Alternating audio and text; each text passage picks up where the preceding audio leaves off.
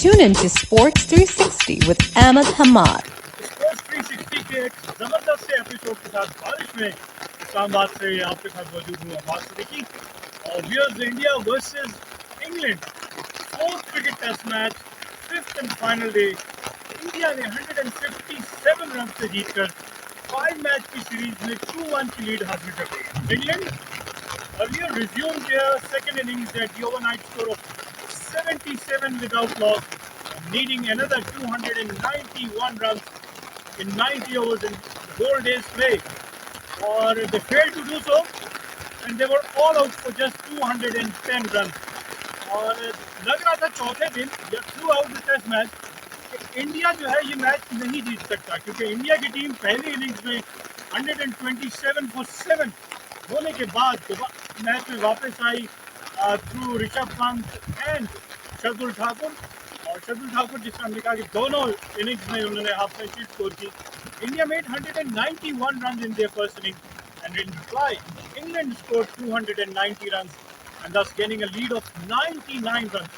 ये एक substantial lead थी और इस पर बहुत सारे लोग ये कह रहे हैं कि इंग्लैंड को लीड लेने के बाद मैच को जीतना चाहिए था, एग्रेसिव अप्रोच होनी चाहिए थी, लेकिन इंग्लैंड के कैप्टन की नेगेटिव अप्रोच प्लस जो चांसेस उन्होंने मिस किए, कैचेस जो ड्रॉप किए इंग्लैंड के फील्डर्स ने, ये सारी वजूहत बनी कि इंग्लैंड मैच में स्ट्रॉन्ग पोजीशन पर होने के बावजूद ये मैच हार गया। और इंडिया 100 रन की लीड कंसीड करने के बाद इंडिया ने दोबारा बैटिंग शुरू की और रोहित शर्मा और राहुल ने बहुत अच्छी बैटिंग की। इनकी बैटिंग के बदौलत इंडिया मैच में वापस आया। राहुल ऑल्दो 46 बना के आउट हो गए, लेकिन रोहित शर्मा दो चांसेस उनको ज़रूर मिले, एक 6 के स्कोर पर और एक 31 के स्कोर पर, लेकिन उसका भरपूर फ़ायदा उन्होंने उठाया and he scored his first overseas century और उनकी कैरियर की 8वीं सेंचुरी। लेकिन ये पहली सेंचुरी जो होती है ना ओवरसीज़, ये आपके कॉन्फिडेंस को कहीं से कहीं ले जाती है और यही हुआ कि हमने देखा कि रोहित शर्मा जितना अच्छा मिडिल कर रहे थे, इंडिया की बाकी बैटिंग लाइनअप को बहुत कॉन्फिडेंस आया उसका और Indians piled up runs and scored 466 in their second innings.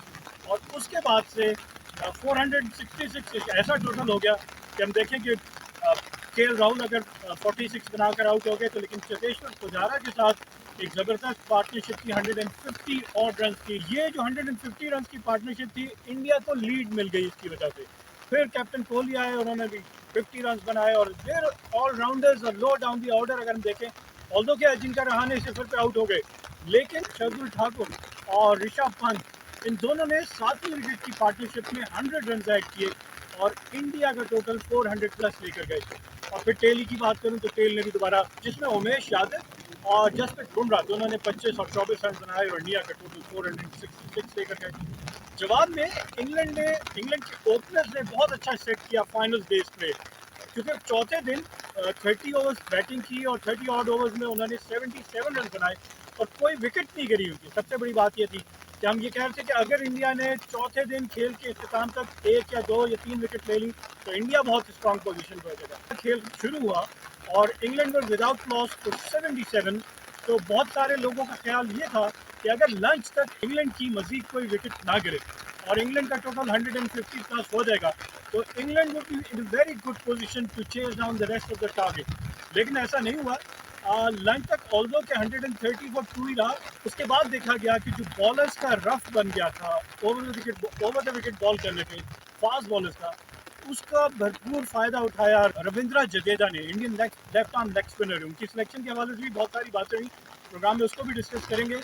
लेकिन उस रफ स्पॉट को उन्होंने बेहतरीन यूज़ किया जहाँ से उनको शार्प टर्न मिल रहा था, अनइवन बाउंस मिल रहा था और बैट्समैन को नेगोशिएट करने में काफ़ी मुश्किल पेश था। इसी वजह से उन्होंने विकेट भी हासिल की, 2 प्लेयर को आउट किया।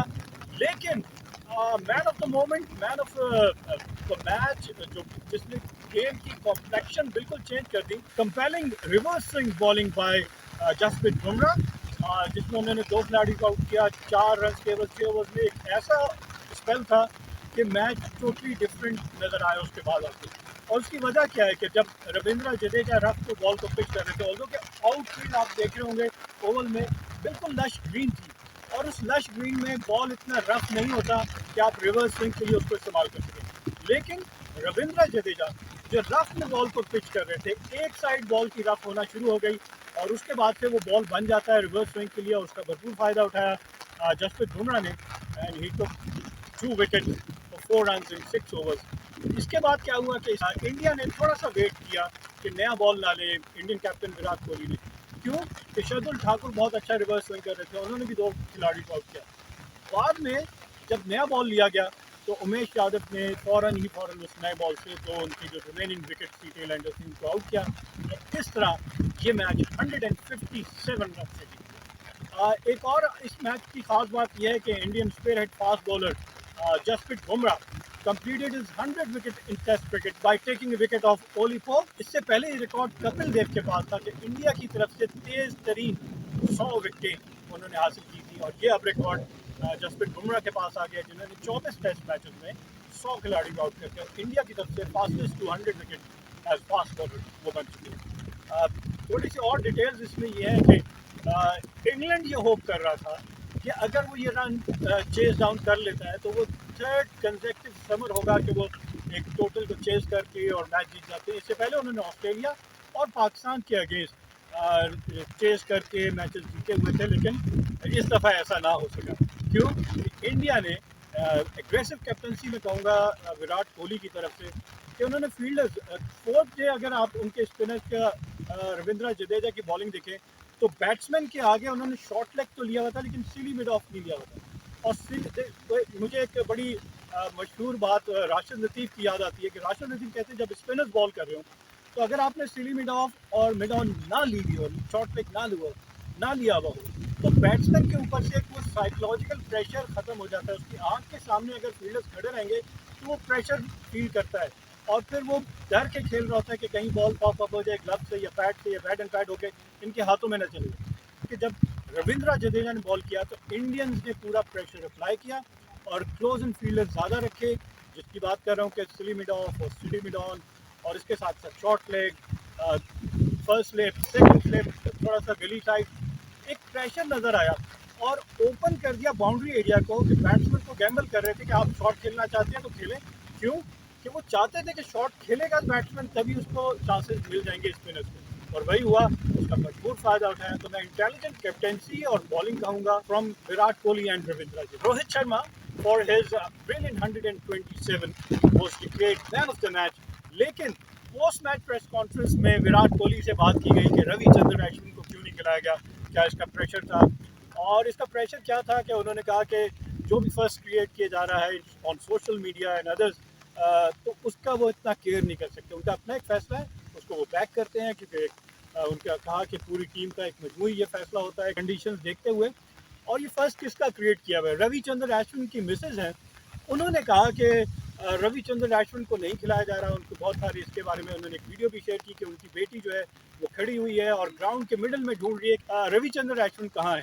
तो ये सारी बातें, और जब इंडिया मैच जीत भी गया तब भी उन्होंने एक ट्विटर पे पैगाम दिया कि रविचंद्रन अश्विन को कि बायो सिक्योर बबल से अब निकल आएँ और वापस घर आ जाएं, क्योंकि उनको नहीं लग रहा कि 5वां टेस्ट भी रविचंद्रन अश्विन खेल पाएंगे। तो ये कंट्रोवर्सी थी, लेकिन इसका भरपूर जवाब दिया कि at the end of the day अगर आप मैच जीत रहे हैं, आपके बहुत सारे फैसले ऐसे होते हैं जो सही भी साबित हो और गलत भी हो सकते हैं, लेकिन इन सब के बावजूद अगर आप मैच जीत जाते हैं तो इससे बड़ी बात और क्या हो सकती है। And England, apart from Haseeb Hamid 63 and 50 by Rory Burns and 36 by the captain Joe Root, none of the England batsmen could put up a decent show with the bat. और इसी की वजह से सेकंड इनिंग्स में they were bowled out for just 210 run के बाद फौरन ही out हो गए। लेकिन अगर उनकी थोड़ी सी बैटिंग और होती, विकेट्स कम गिरी होती, तो इंग्लैंड रन चेज डाउन करने के बजाय 30 ओवर्स का डिफरेंस था कि 30 ओवर्स और बैटिंग कर लेता तो ये मैच ड्रॉ भी हो सकता था और फाइनल मैच में दोनों टीमें जा सकती थी सीरीज लेवल एट 1-1। लेकिन अब क्योंकि इंडिया सीरीज में 2-1 अप है और इंडिया के को एज है कि वो ये पूरी सीरीज जीत सकता है। अगर आखिरी टेस्ट मैच ड्रॉ भी हो गया जो कि ओल्ड ट्रैफर्ड में खेला जाना है from the 10th of September, तो देखना पड़ेगा कि इंडिया अब कोई चेंजेस करेगा। कंडीशन देखने के बावजूद रविचंद्रन अश्विन की कोई चांसेस नज़र आ रहे हैं, इंडिया 2 स्पिनर से खेलेगा।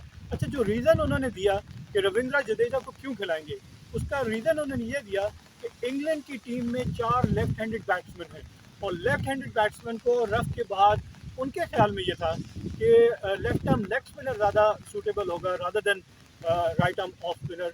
ऑल्दो के बहुत अच्छे बॉलर हैं रविचंद्र अश्विन, लेकिन इंडिया की किस्मत देखें कि जिसको उन्होंने खिलाया वो उनके लिए बेहतर साबित हुआ। इंडिया विद 2-1 अप और England now have to prove कि क्या वो सीरीज में वापस आ सकते हैं, क्या वो सीरीज जीत सकते हैं।